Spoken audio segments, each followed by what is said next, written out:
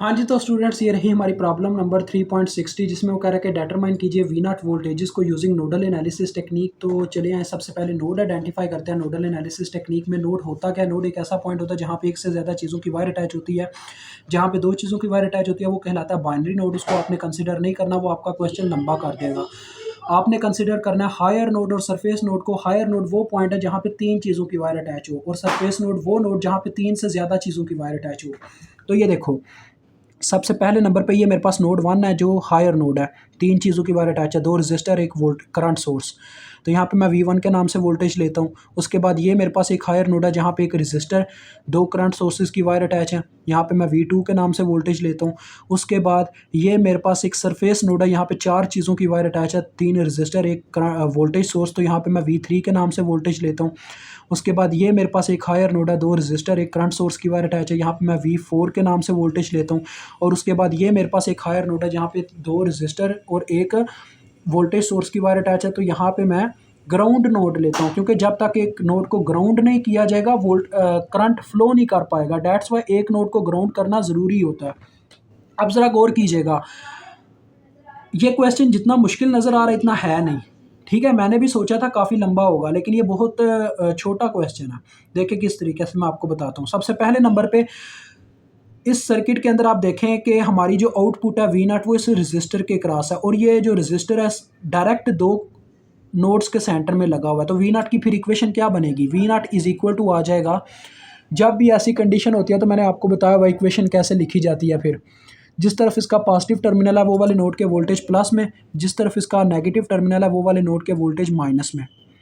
तो ये is equal to V naught आ गया, यानी V naught is equal to V4 है। मुझे V4 की वैल्यू चाहिए वी नॉट को मालूम करने के लिए। ठीक है, उसके बाद बच्चों ये देखो कि इस सर्किट के अंदर एक डिपेंडेंट सोर्स मौजूद है जो कि ये 2ix लिखा हुआ है। ये सोर्स जो कि डायमंड शेप में है, 2 टाइम्स ऑफ ix, यानी ये ix की वैल्यू पे डिपेंड कर रहा है। तो हमें पहले ix की इक्वेशन भी लिख लेनी चाहिए। वैसे हमें लेना देना हमारा कोई नहीं है इतना ix के साथ, क्योंकि उसके साथ हमारा कोई लेना देना बनेगा ही नहीं। देखिएगा मैं बताता हूँ किस तरीके से। ix की ज़रा देखिएगा इक्वेशन क्या बनती है। ये यहाँ पे ix फ्लो कर रही है, तो जिस नोड में से ये करंट लीव कर रही है पहले उस नोड के वोल्टेज आ जाएंगे और आगे माइनस आ जाएगा, क्योंकि जिस नोड में से करंट लीव करती है उसी वक्त उस नोड के वोल्टेज लिख के आगे माइनस लिखना होता है।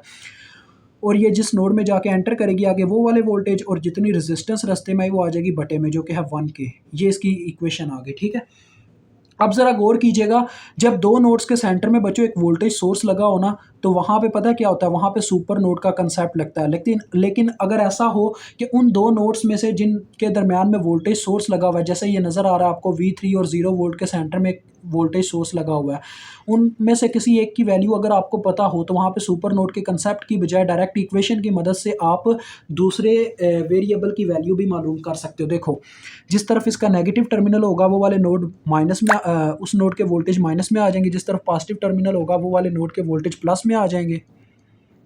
इज इक्वल टू इसकी अपनी वैल्यू जो कि 12 है वो आ जाएगी। तो देखें V3 की क्या वैल्यू आ रही है? V3 इज इक्वल टू हो जाएगा -12 वोल्ट, क्योंकि ये माइनस बाद में उधर डिलीवर हो जाएगा।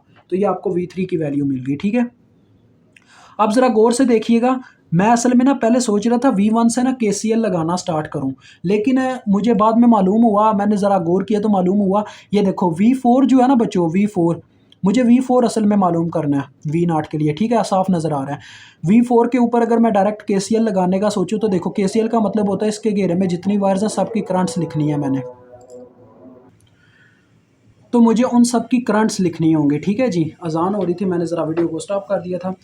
तो देखें, इसके ऊपर KCL आप लगा के देखिएगा मेरे साथ कि इसकी जो ये वाली वायर है उसकी करंट ऑलरेडी हमें पता है 2 मिली एम्पेयर है।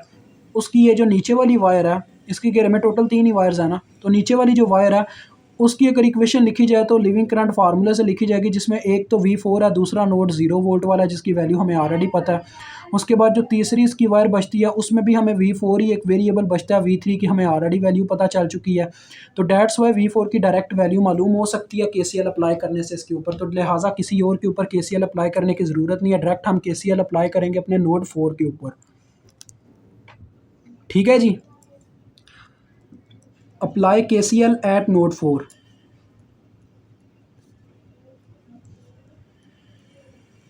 तो बच्चों केसीएल कहता क्या है? केसीएल कहता है the sum of entering current is equal to sum of leaving current, यानी एक नोड के अंदर जितना करंट एंटर करता है उतना ही लीव करता है। तो मैं हमेशा बच्चों लेफ्ट हैंड साइड के ऊपर लिविंग करंट्स लिखता हूँ और राइट हैंड साइड के ऊपर एंटरिंग करंट्स। तो ये देखो, ये मेरा नोड है, इसके घेरे में टोटल 3 वायर्स हैं जैसे कि मैंने बताया, जिसमें देखो सबसे पहले नंबर पे आती है ये ऊपर वाली वायर। इसकी पहले बात कर लेते हैं। तो ये एक एंटरिंग करंट है, इस नोड के अंदर एंटर कर रही है, तो एंटरिंग करंट को हम राइट हैंड साइड पे लिखेंगे, लिविंग करंट्स को लेफ्ट हैंड साइड पे, ठीक है। उसके बाद बच्चों ये वाली वायर आती है जिसकी करंट का मुझे पता ही नहीं है, मतलब इस वायर के अंदर जो करंट फ्लो कर रही है उसकी वैल्यू मुझे नहीं पता, यानी करंट सोर्स नहीं ना लगा हुआ जैसे वहाँ पे लगा हुआ था। तो ये एक रेजिस्टर वाली वायर है, तो रेजिस्टर वाली वायर्स पे हम लिविंग करंट फार्मूला लगाते हैं with the help of Ohm's law. तो मैं क्या करूँगा, अपने V4 में से करंट को लीव करवा दूंगा। तो जिस नोड में से हम करंट को लीव करवाते हैं उसी वक्त उस नोड के वोल्टेज लिख के आगे माइनस लिख देते हैं। V4 माइनस जाके ये करंट V3 में एंटर हुई, तो V4 माइनस V3 और जितनी रेजिस्टेंस रास्ते में वो आगे बटे में, बस इतनी सी बात है। प्लस आगे ये नीचे वाली वायर का भी यही चक्कर है, देखो यहाँ पे भी करंट का नहीं पता, तो मैं लिविंग करंट फार्मूला इस्तेमाल करूँगा, यहाँ से करंट को लीव करवाऊँगा, V4 माइनस जाके करंट एंटर करके 0 में, तो V4 माइनस 0 और जितनी रेजिस्टेंस रास्ते में वो है 1K, तो ये इसका फार्मूला बन गया। तो 1K इसका एलसीएम आ रहा है बच्चों, पूरी इक्वेशन को हम मल्टीप्लाई करवा देंगे 1K से ताकि इसका बटा कैंसिल हो जाए। तो यहाँ पे 1K ज़रब हुआ तो सिंपल ऊपर वाला नंबर आ गया V4 माइनस V3, यहाँ पे भी सिंपल V4 आ गया, 1K से कट गया, और यहाँ पे 1K ज़रब हुआ तो किलो मिली कैंसिल और 2 आ गया सिंपल। अब देखो 2V4 बन गया, ठीक है, और ये V3 इधर माइनस हो रहा है, उधर जाके जमा हो गया 2 प्लस V3, और V3 की वैल्यू आपके सामने -12 है, तो यहाँ पे -12 पुट हो गई, ठीक है। V3 इधर माइनस हो रहा था, उधर आके प्लस हुआ और V3 की वैल्यू बाद में पुट हो गई, और V4 फिर इधर ही रह गया, और ये जो 2 इसके साथ मल्टीप्लाई हो रहा था इधर आके डिवाइड हो जाएगा, और ये देखो बन क्या रहा है, -12 प्लस 2, ये -10 आ रहा है, -10 डिवाइडेड बाई 2, तो ये क्या आ रहा है -5 वोल्ट, और V4 ही आपका V0 था, तो लिहाजा V4 मालूम तो V0 मालूम, यानी कि आपके पास V0 की वैल्यू है -5 वोल्ट, और ये आपका क्वेश्चन यहाँ पे सॉल्व होता है। खुदा हाफिज़।